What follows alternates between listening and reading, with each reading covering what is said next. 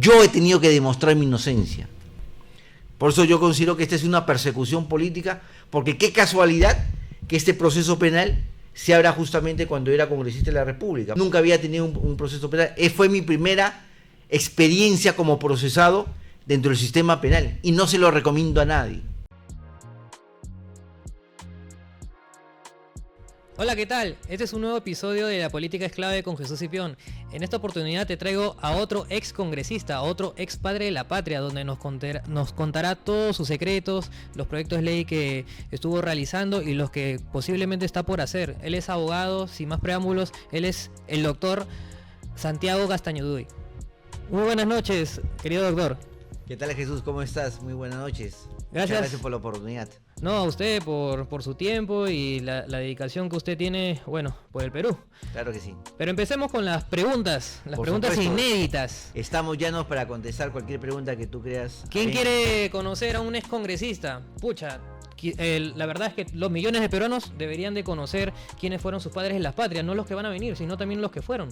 Claro, además hay un dicho que dice más o menos: político que respira es político que aspira, ¿no? Y como decía un viejo político peruano, no hay político muerto, ¿no? O sea, siempre estamos ahí, y más aún en las actuales circunstancias donde la patria necesita políticos con experiencia, ¿no? Hemos vivido en estos últimos años donde hemos tenido políticos con inexperiencia, improvisados, y bueno, pues ahí tenemos los resultados, ¿no? Sí, por supuesto, pero ya hablaremos sobre las elecciones generales. Claro que sí, Jesús. Pero pregunta de rutina a todos mis entrevistados. ¿Cómo usted se interesa por la política? Bueno, yo me intereso en la política desde muy joven, ¿no? Yo vengo de una familia política, tanto por el lado de mi papá y mi mamá. Por el lado de mi papá, mi abuelo fue un gran dirigente del Partido Aprista Peruano.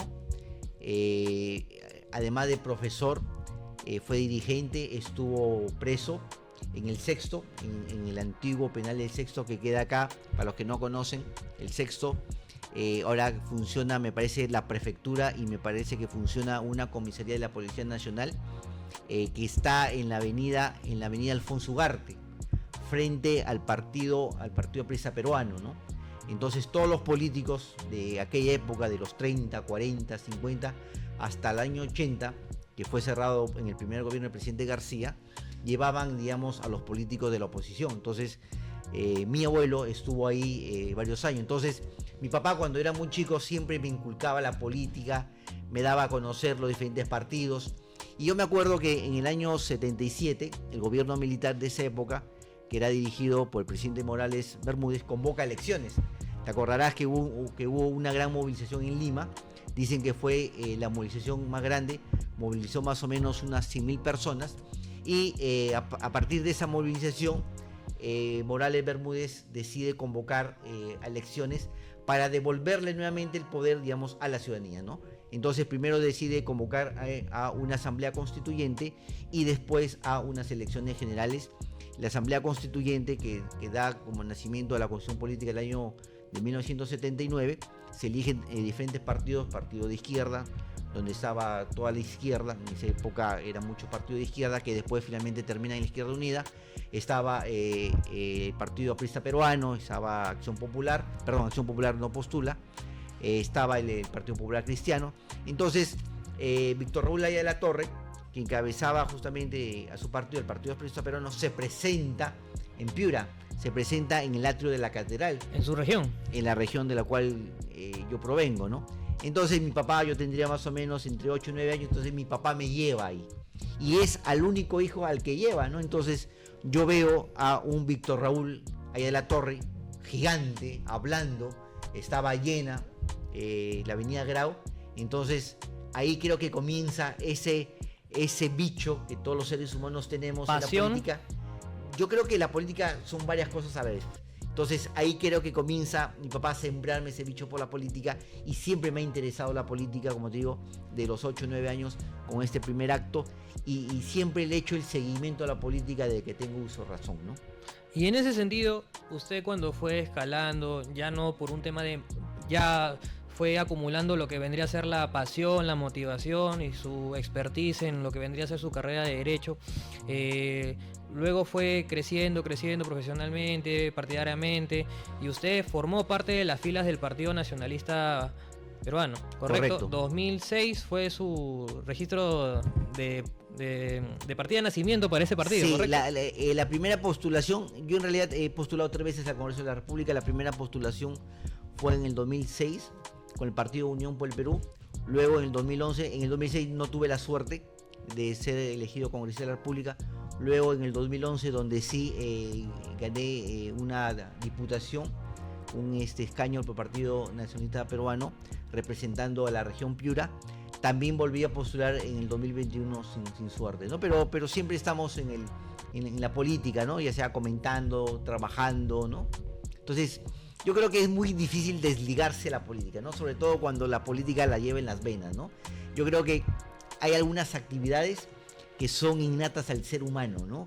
Que nacen contigo, ya depende de ti si la desarrollas o no. Por ejemplo, una de ellas creo que la política, otros dicen, por ejemplo, es el arte, la música, otros dicen que es el deporte, ¿no? O sea, digamos, el deportista, por ejemplo, el futbolista, yo creo que tiene 2 componentes, ¿no? El aspecto natural, esa destreza que Dios te da, que la naturaleza te brinda, y otro vendría a ser la preparación, ¿no? Yo creo que en la política sucede lo mismo, ¿no? Yo creo que nacemos con esa vena, digamos, de la política, y ya con el tiempo también lo vamos desarrollando en la medida que la persona así lo considera bien, ¿no? Y cuando usted fue congresista, por ejemplo, cuando mencionan en las calles o cuando pregunten nuevamente quién fue Santiago Gastañuduy, ¿qué es lo que hizo su persona por el Perú a través de iniciativas legislativas? ¿Nos puedes comentar una que otra, por favor? Claro que sí, Jesús. Yo era un congresista de gobierno. Entonces, como congresista de gobierno, no es que yo haya tenido mi propia agenda, ¿no? Sino que yo tenía la agenda del gobierno. Porque cuando nosotros nos presentamos con una plancha presidencial y con una lista parlamentaria. Porque tienen que hacer, los dos tienen que ser match para sacar al país adelante. Entonces nosotros defendíamos la agenda del gobierno, que se canalizaba a través del Congreso de la República, a través de las iniciativas legislativas, y te puedo comentar muchas de ellas en las cuales yo participé. Por ejemplo, la primera que participamos activamente fue la norma de la consulta previa, ¿no? Hasta ese momento, cualquier aspecto administrativo que pudiera afectar a las comunidades no se tomaba en cuenta la opinión de las comunidades. Ahora, con esta ley de consulta previa, hay que consultarle a la comunidad si está de acuerdo, por ejemplo, con un proyecto de inversión pública, quieras poner una carretera, o si está de acuerdo con desarrollar un proyecto extractivo, como por ejemplo podría ser un proyecto minero. Entonces esa fue la primera. La segunda que trabajamos también, llegando al mandato congresal, fue el impuesto a las sobreganancias mineras.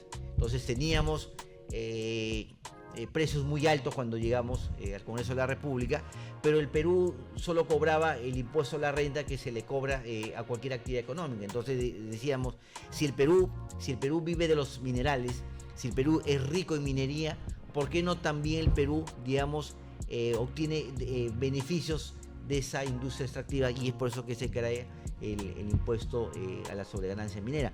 Luego también te puedo comentar otras iniciativas, por ejemplo la ley que crea el Ministerio de Desarrollo e Inclusión Social, MIDIS. el MIDIS, las leyes que crean los programas sociales, las leyes de presupuesto. Como tú sabrás, las leyes de presupuesto son instrumentos de gestión, pero que de alguna manera instrumentalizan la política de gobierno, ¿no? Ahí, por ejemplo, se destinan las partidas para financiar lo que es educación, salud. También trabajamos mucho, por ejemplo, que la ley de la carrera pública magisterial. Antes existían 2 leyes, ¿no? La ley del profesorado y la ley de la carrera magisterial. Entonces, teníamos 2 leyes que se le aplicaban a los maestros. O sea, tenías 2 maestros que realizaban funciones idénticas, pero con 2 leyes distintas. Entonces no nos parecía justo que se hicieran dos regímenes para una misma actividad. Entonces nosotros hicimos la reforma de la carrera pública magisterial para consolidar ambas normas en una sola y generar los incentivos para que los maestros puedan tener una carrera meritocrática, ¿no? Y en ese sentido, luego de que haya entrado por la puerta grande, nadie entra al Congreso, o sea, por ejemplo, ya es un logro asumir una curul, pero también es un logro y es un honor también, ¿no? Por supuesto que sí, padre de la patria. ¿Quién no quisiera hacer? Bueno, en mi caso, ya no quiero hacer spoilers, pero en algún momento me tocó. Claro. Pero de todas formas, usted entró por la puerta grande en esos dos sentidos, ¿no? Tener una curul en el Congreso y por otra parte, que tu partido haya sido el ganador de esas elecciones. Por supuesto, por eso yo te decía, tenía una doble responsabilidad, porque era congresista y a su vez era un congresista de gobierno.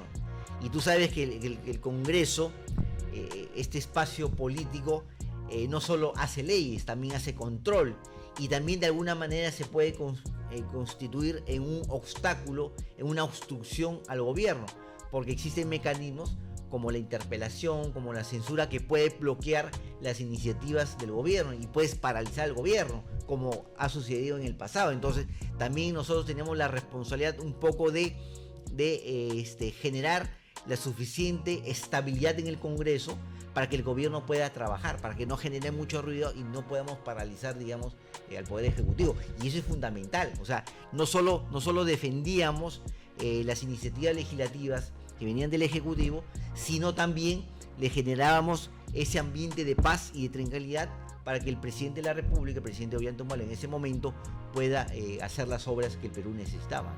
Y en un contexto ya un poquito más amplio, ¿qué es lo que significó usted pertenecer a las filas del Partido Nacionalista Peruano? Mira, primero, en lo personal, una gran experiencia.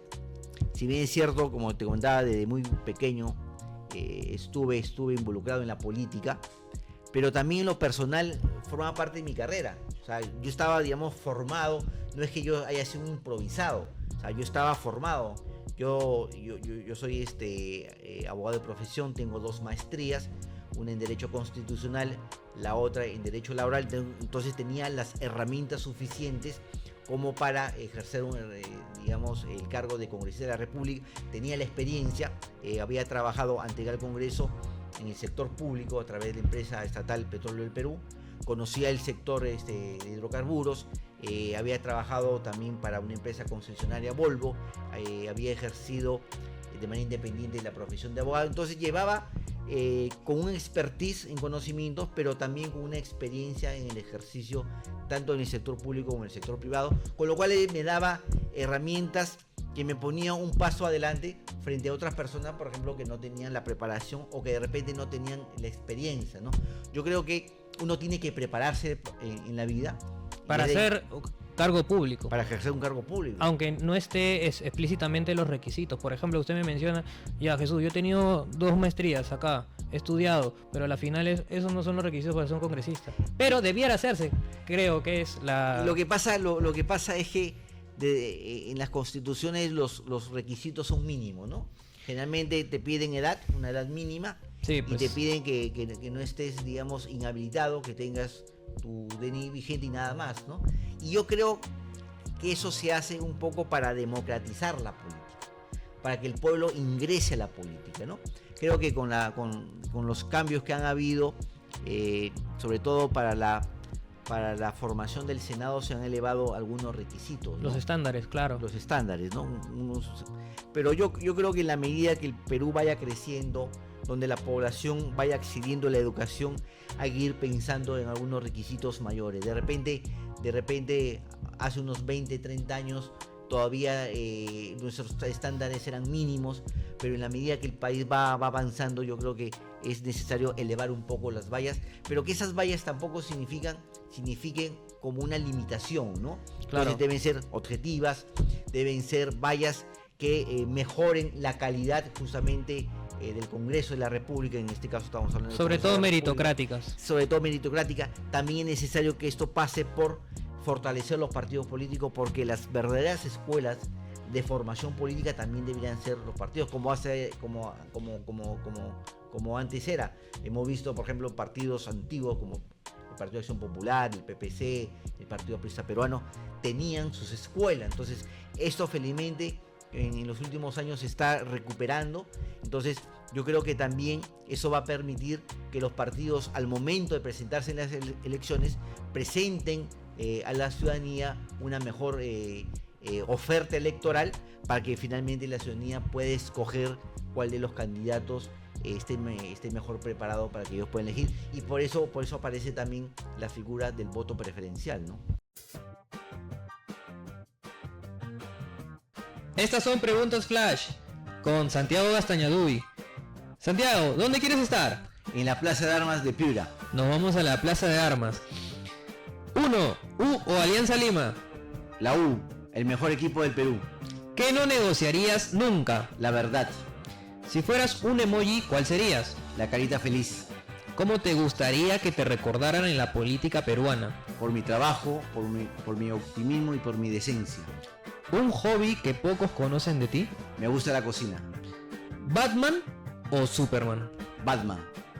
¿Un personaje histórico con el que almorzarías? Miguel Grau. ¿Banda favorita? UB40, grupo inglés. Si fueras nuevamente congresista, ¿qué sería lo primero que harías? La reforma penal. Y por último y menos importante, ¿cuál sería la frase que defina tu vida? Aquí yace Santiago, trabajó por el Perú y por lo que menos tiene. ¡Eso! ¡Bravo! Y seguimos con las preguntas. Bueno, doctor, luego de que nos haya comentado cómo ha sido su expertise, su experiencia en el Congreso de la República, como padre de la patria, aquí tengo una pregunta, no es incómoda, ni tampoco cómoda, es una pregunta de la vida real, ¿no?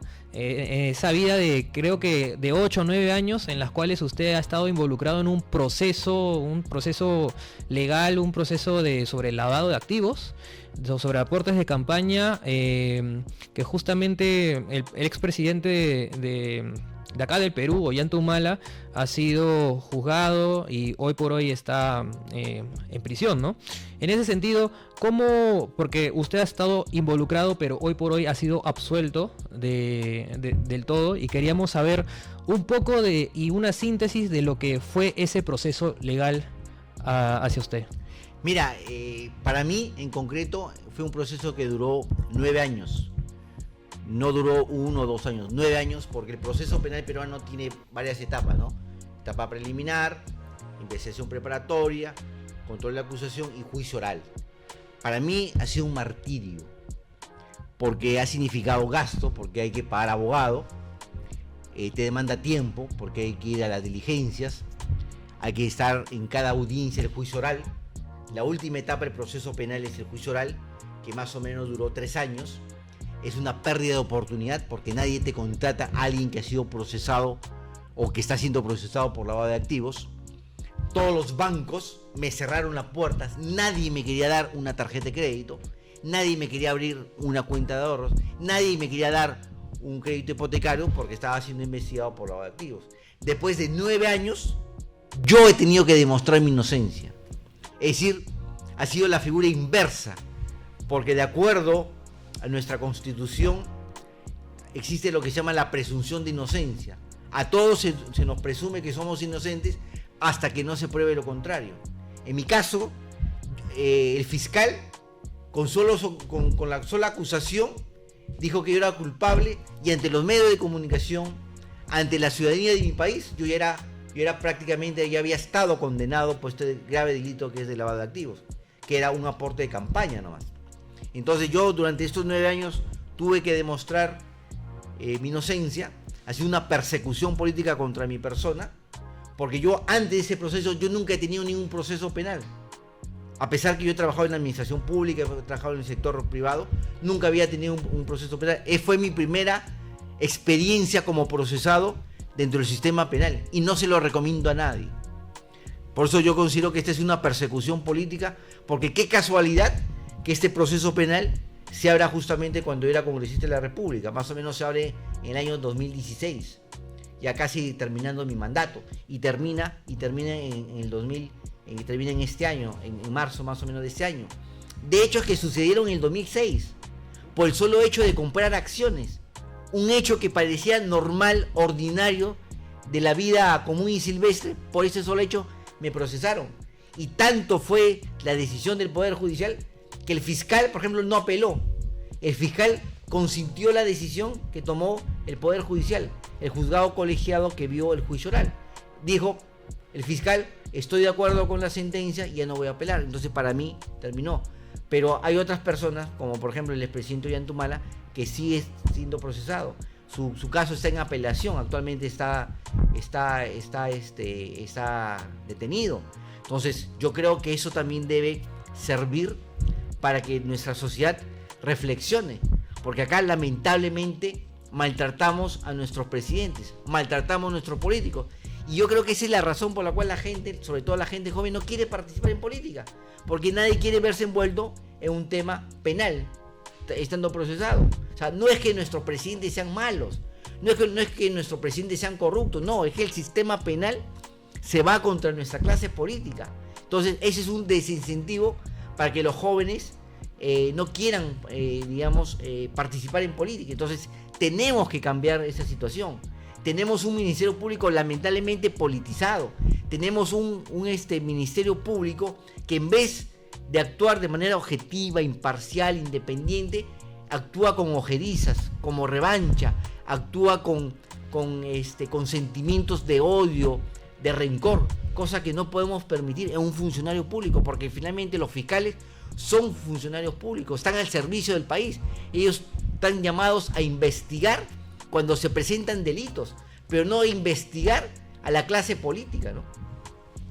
Y en ese sentido, pudo haber este hecho, en este presunto acto, o bueno, para ustedes que sí o sí fue una persecución política, fue uno de los factores a tomar en consideración a dejar el partido político o no. Lo que pasa, a ver, te cuento, Jesús, lo que pasa es que nosotros participamos en el 2021 en las elecciones presidenciales y congresales y el Parlamento andino, y el partido no superó la valla electoral.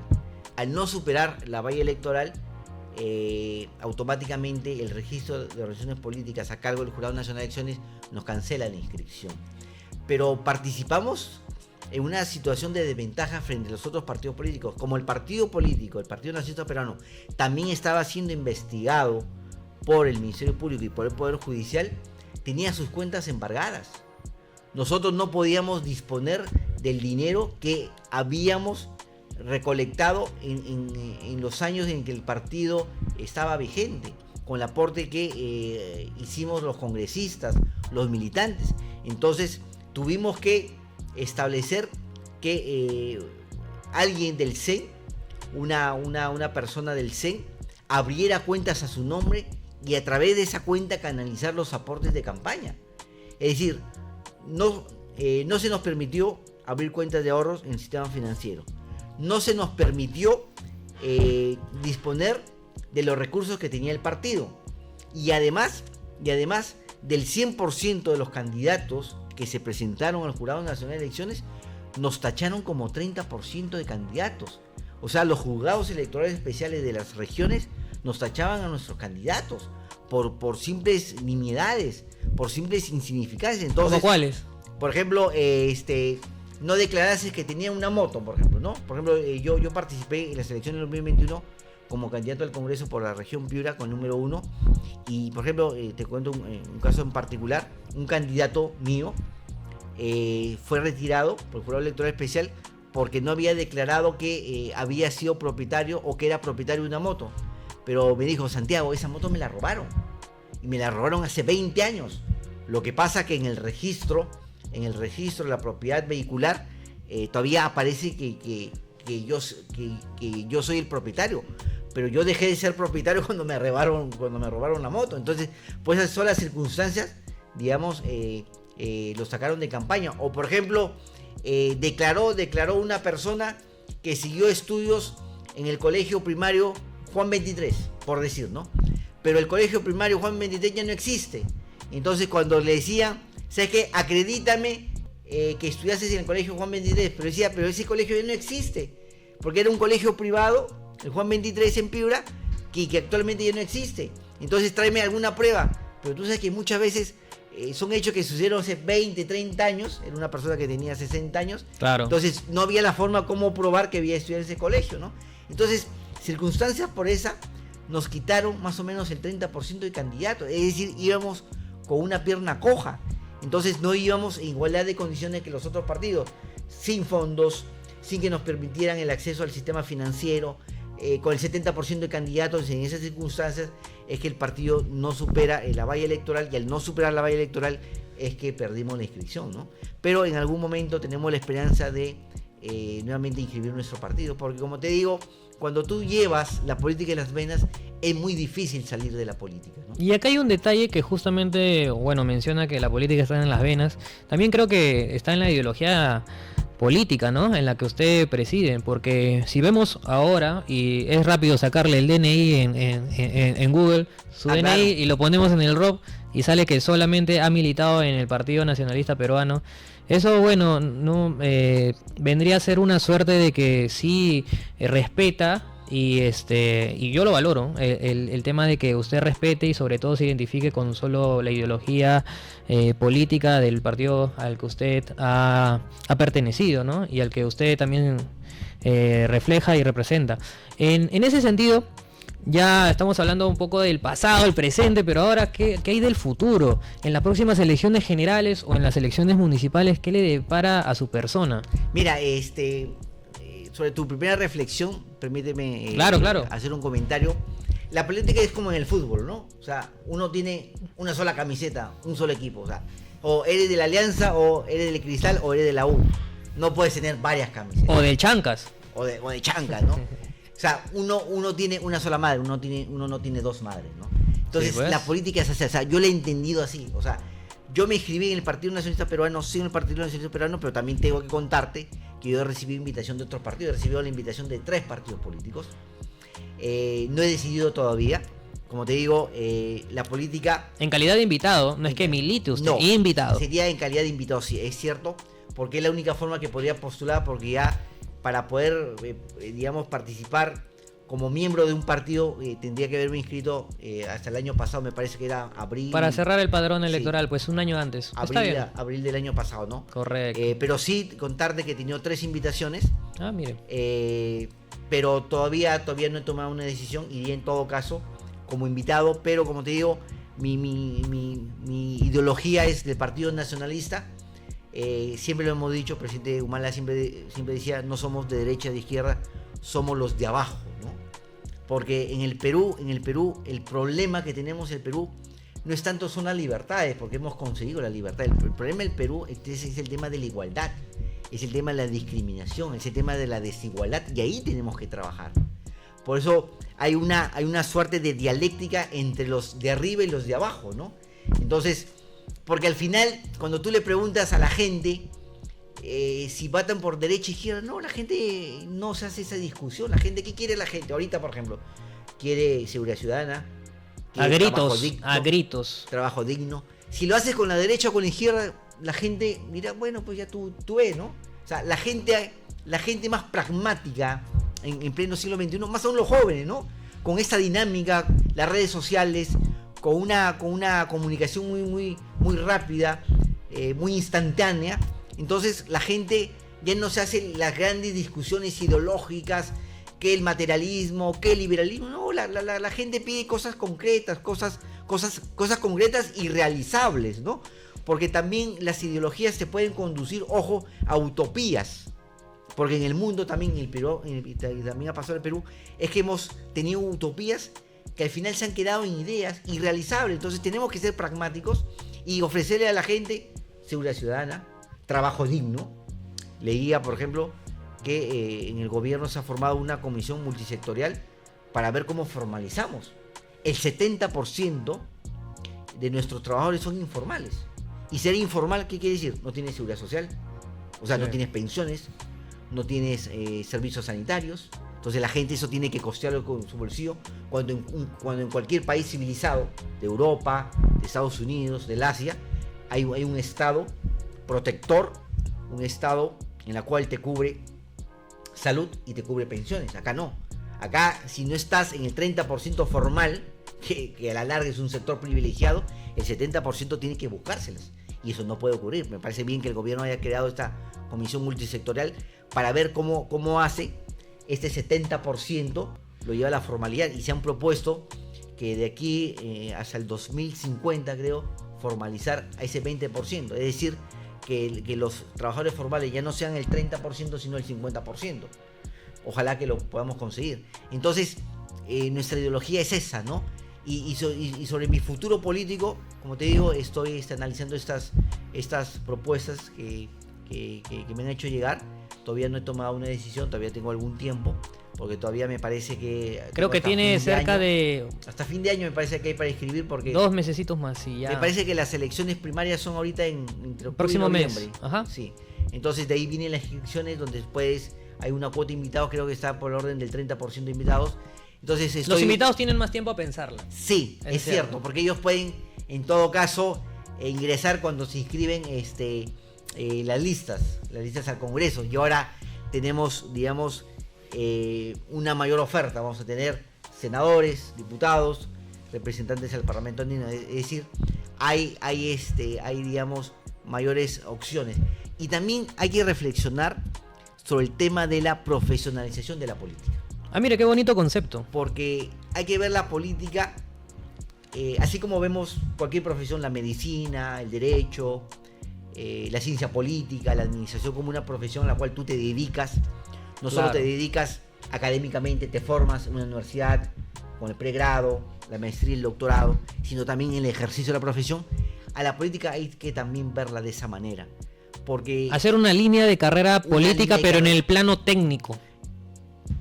Pero la política, a diferencia de otra rama, tiene lo técnico, lo científico, pero también tiene algo de emocional. La política no solo se rige por la ciencia, sino también por lo emocional.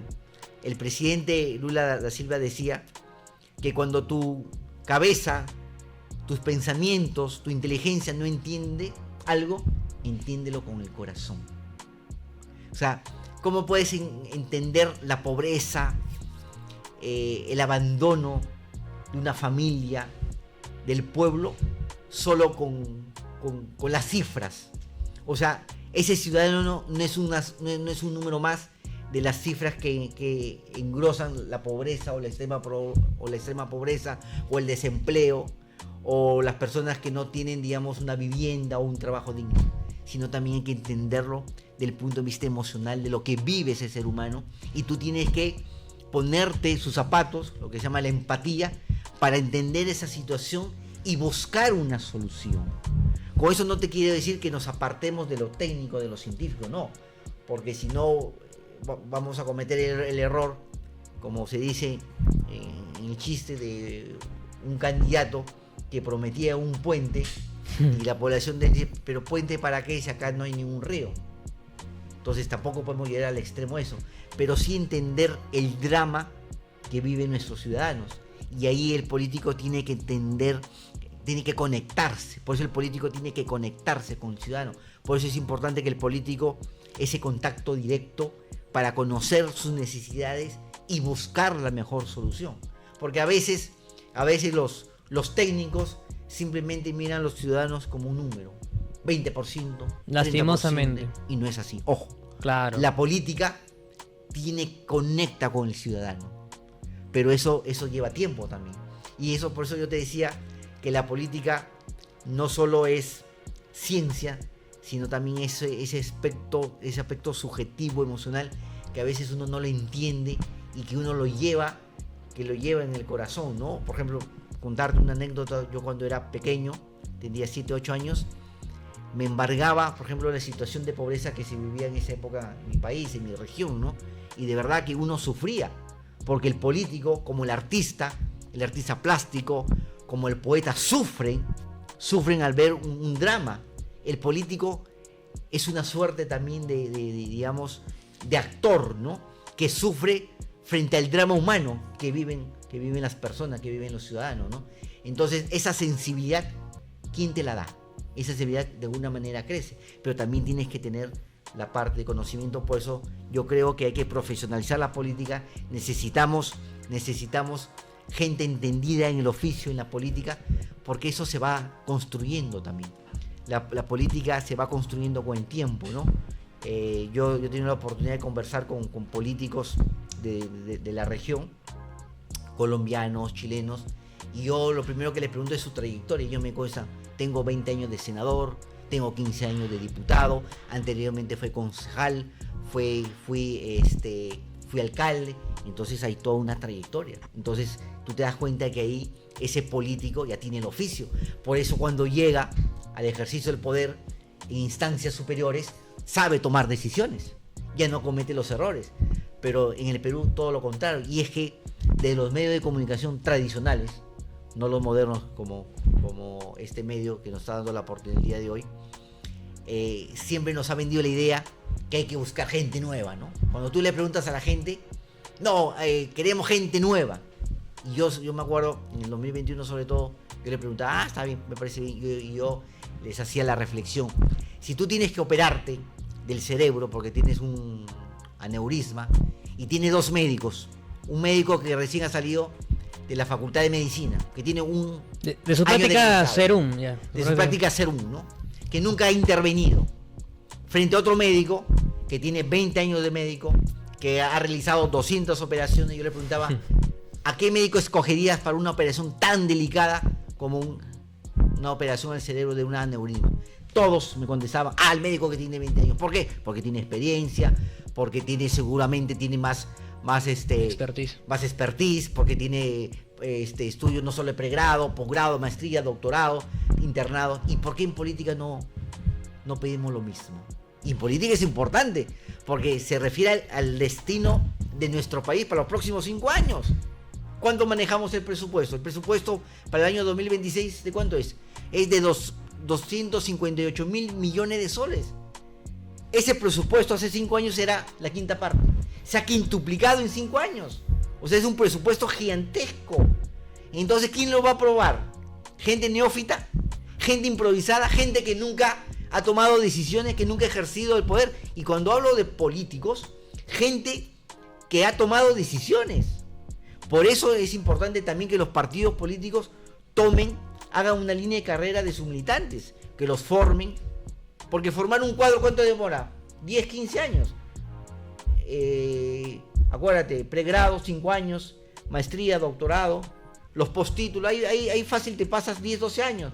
Bien, luego viene el ejercicio, de repente comienzas como junior, de repente comienzas, no sé, ves, como consultor, asesor, regidor, consejero regional, alcalde, gobernador regional, y culminas de repente como diputado, senador, o depende del presidente de la República.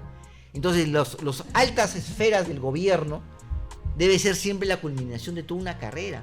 No debe ser el primer peldaño, debe ser el último peldaño. Por ejemplo, en Estados Unidos la política, por ejemplo, el presidente Biden, ¿no? El presidente Biden, antes de ser presidente, ¿qué fue? Fue vicepresidente del presidente Obama. Fue 20 o 30 años senador. O sea, el hombre tenía toda una trayectoria. La excepción es, por ejemplo, el presidente Trump. La cultura política es distinta. Claro, porque Trump viene de afuera. Por supuesto. Viene de afuera, viene del sector empresarial que incursiona en política. Y eso pasó con el presidente Obama, eso pasó con el presidente Bush, con Reagan.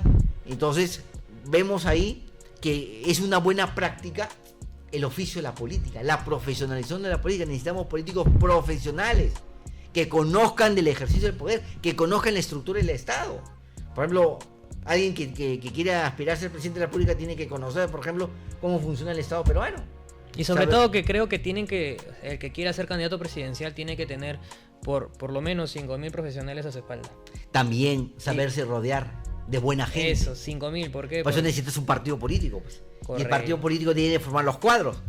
Porque que no siempre es así. Y eso está claro en nuestro país, ya que actualmente tenemos más de 40 partidos inscritos y dudo mucho que la gran mayoría, por lo menos el 80% haga ello, su objetivo central no sea, o sea, el fin es ganar elecciones, ¿no? Pero también no sería también el objetivo clave y noble de formar las nuevas generaciones. no solamente ver la próxima elección más cercana, sino todas las elecciones por haber, pero en una línea seguida, ¿no? Porque Claro. de los 40 a las finales van a desaparecer ¿cuánto? ¿30? ¿32? Claro, claro, y justamente comentando las próximas elecciones, dicen que la cédula de sufragio va a tener Ya la presentaron. de largo 44 centímetros y de ancho 42, o sea, es una sábana. Vas a tener una columna presidente y vicepresidente. Senado, columna Senado Nacional, Senado Regional. Lima. Ahí van Regional. 1, 2, 3. Diputado, 4. Representante del Parlamento Andino, 5. Ojo, o sea, 5 columnas con un sabanón. Por eso, ¿quién va a estar en ventaja? Los símbolos ya posicionados. Preestablecidos, sobre todo los más simples a la vista, ¿no? No solo eso, sino los que están ya posicionados. Claro, el Porque- peso político, el peso sólido, por ejemplo, de los partidos que siempre están en vigencia, los que, por así decirlo, Los que han participado en las anteriores elecciones, por ejemplo, ¿no? Correcto. Acción Popular, PPC, Fuerza Popular. Partido Aprista Peruano, Fuerza Popular, ¿no?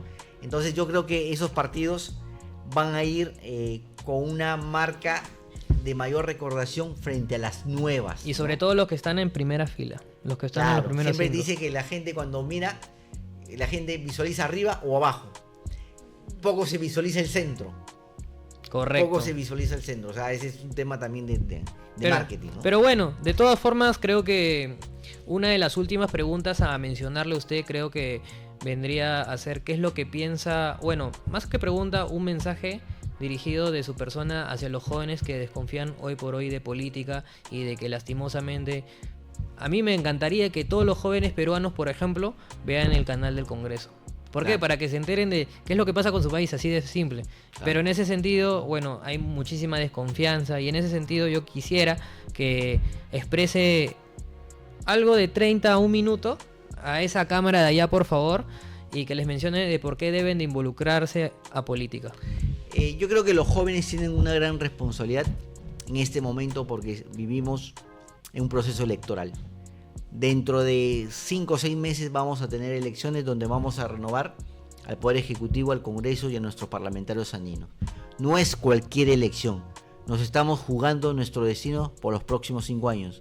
De la decisión que tomemos ahora va a depender lo que suceda para los próximos 5 años, para nosotros y nuestras familias.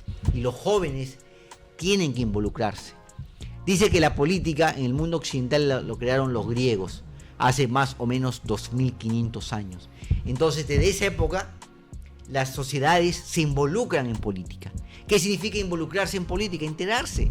Enterarse de lo que hace el Ejecutivo, enterarse de lo que hacen los congresistas, enterarse quiénes son los candidatos para tomar una buena decisión.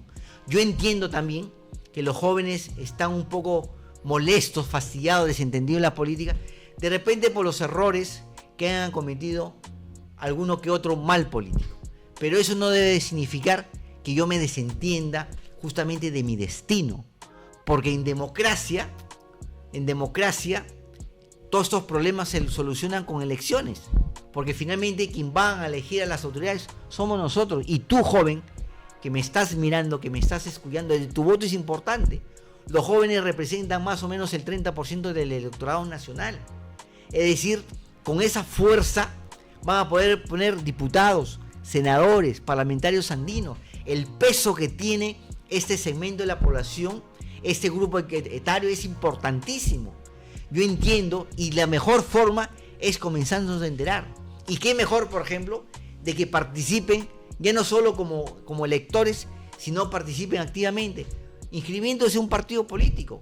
Es cierto que no es lo más sano tener 39 partidos políticos, no es lo más sano porque en realidad yo creo que bajo estándares internacionales lo bueno sería tener 5 o 6 ofertas electorales, pero lamentablemente las reglas que se aprobaron hace unos años han hecho que tengamos mucha oferta electoral.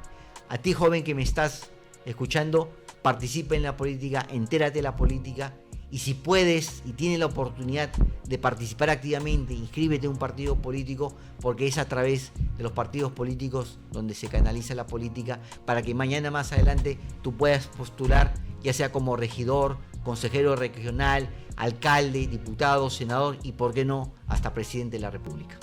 Y esto fue La Política es Clave.